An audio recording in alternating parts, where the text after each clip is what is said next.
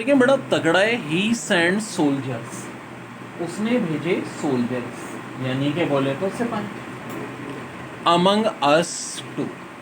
अब देखो, एक होता है बिटवीन, एक होता है अमंग। हम कहते हैं बिटवीन का इस्तेमाल होता है दो के लिए और अमंग का दो से ज़्यादा के लिए। बाज़ाहिर तो बिल्कुल सही लग रहा है, लेकिन कहानी में एक ट्विस्ट है। अमंग के साथ एक और वर्ड भी होता है जिसको हम कहते हैं अमंगस्ट। ये रूल क्या कहता है कि इसके बाद जो आ रहा है, इसके अंदर पहला जो लेटर है वो वोवल है या कॉन्सोनेंट है। तो अस में यू क्या आ गया, वोवल आ गया। अगर आगे पहला लेटर वोवल दिया है तो अमंग नहीं बल्कि अमंगस्ट आता है।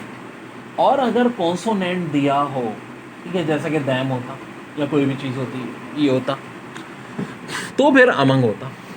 यहाँ पे आगे क्या मौजूद है, अस किससे स्टार्ट हो रहा है, यू से, vowel.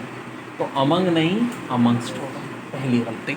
Amongst to take off over liberty. Liberty का मतलब तो होता है आज़ादी, और टेक ऑफ तो हवाई जहाज एरोप्लेन लैंड कर रहा है भाई, क्या मतलब यार, ये कहाँ से आ गई। तो यहाँ क्या होना चाहिए था, टेक अवे ओवर लिबर्टी। हमारी लिबर्टी हमसे आज़ादी छीनी जा रही है, यानी यूक्रेन रशिया वाली सूरत कह लो, तो अवे होगा, ऑफ नहीं होगा बल्कि क्या होगा, अवे होगा। बड़ा अच्छा है। So where does that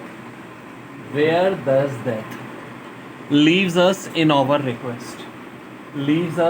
our request to end disease। अब सीधी साधी बात है, so where does that leaves us in our request to and disease. तो रूल ये कहता है कि जब भी डू डिड दस का इस्तेमाल हो, ये सबसे इंपॉर्टेंट रूल है जो आज हम पढ़ रहे हैं, तो हमेशा फॉलो होगा मेन वर्ब की फर्स्ट फॉर्म से। अब मेन वर्ब की फर्स्ट फॉर्म का मतलब है कि भाई एज भी नहीं आएगा, खाली लीव होगा।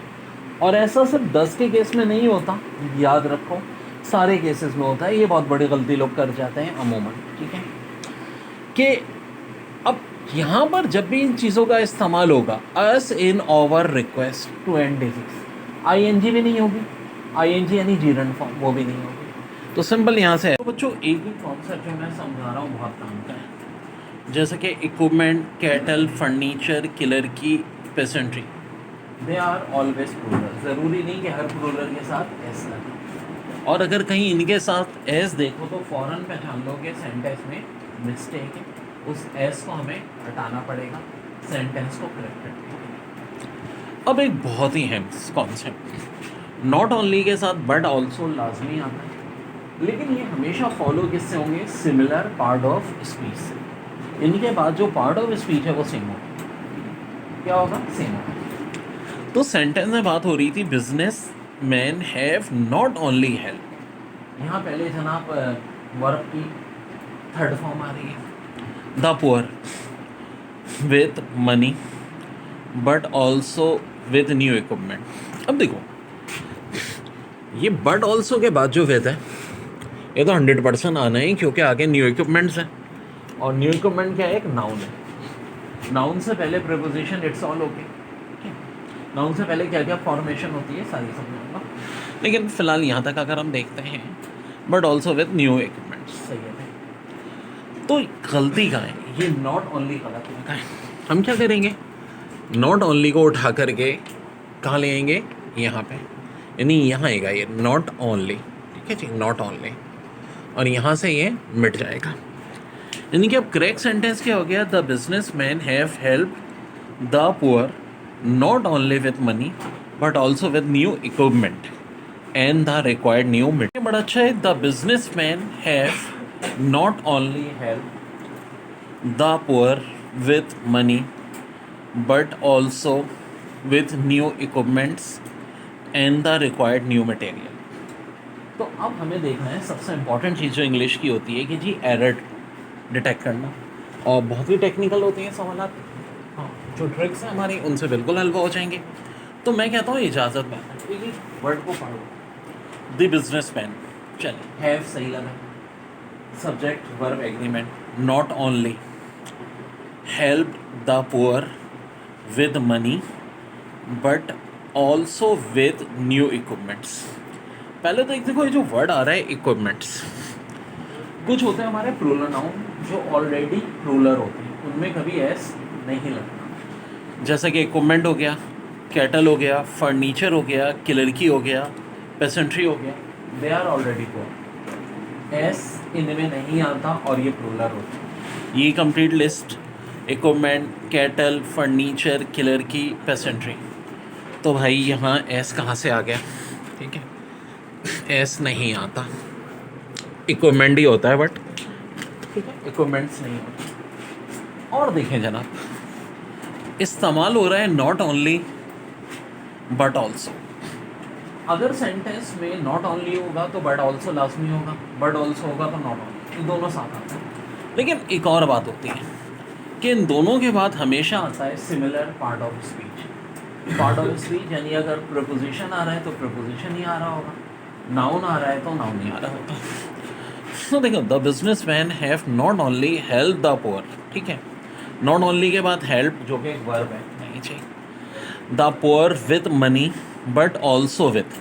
अब यहाँ देखो बट ऑल्सो के बाद विथ और आगे दिया है न्यू इक्विपमेंट। तो मेरे भाई न्यू इक्विपमेंट एक नाउन है, प्लूरल नाउन है, नाउन से पहले तो प्रपोजिशन लाजमी चाहिए, इट्स ओके, ठीक है।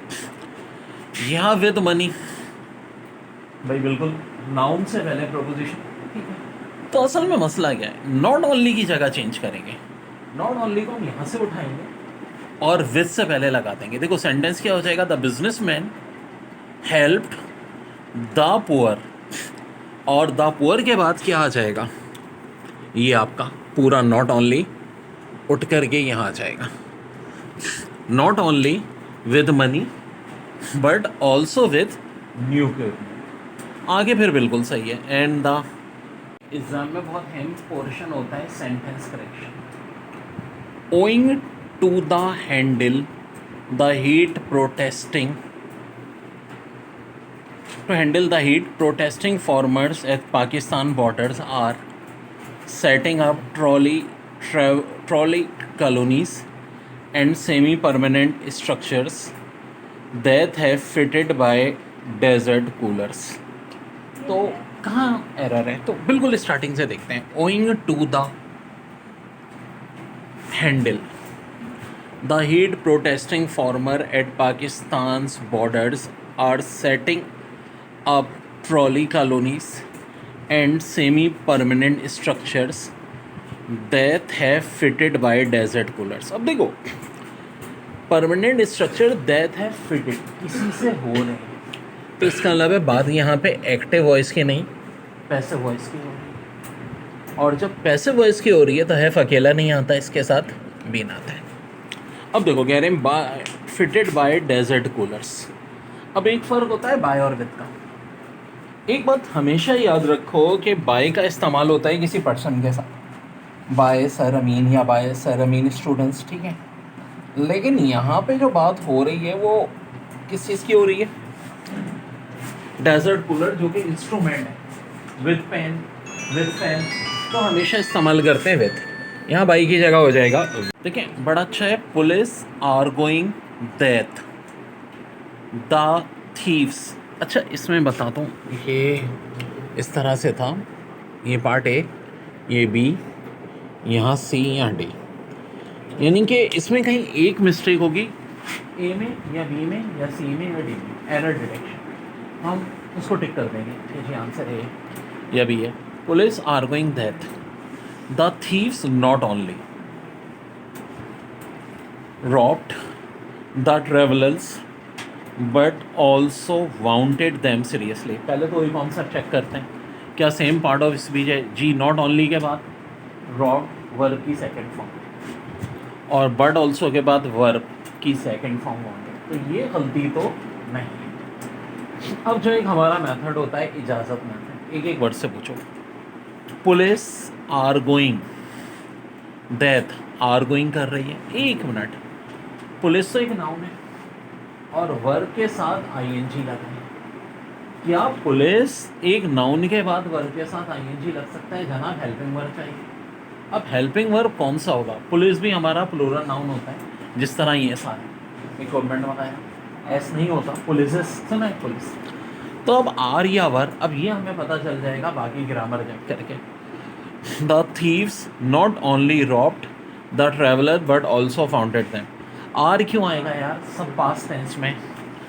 तो प्लूरल नाउन के लिए अगर पास्ट टेंस हो तो आर की जगह क्या यूज़ होता है, वर। तो आपको सेंटेंस करेक्ट नहीं करना है, एक सेंटेंस करेक्शन अलग थी जैसे कि पहले हमने किया सेंटेंस करेक्ट, और एरर डिटेक्शन में आंसर बस हम क्या टिक कर देंगे, ए। हाँ, चूँकि अभी एग्जाम नहीं हो रहा, कॉन्सेप्ट समझा रहा हूँ मैं आपको साथ साथ। ये भी देखो कि गलती कहाँ थी, यहाँ पुलिस और आर्गोइंग के दरमियान में क्या आना चाहिए, वर आना चाहिए, और एरर क्या हो गया, ए। आंसर हमारा हो गया ऑप्शन ए।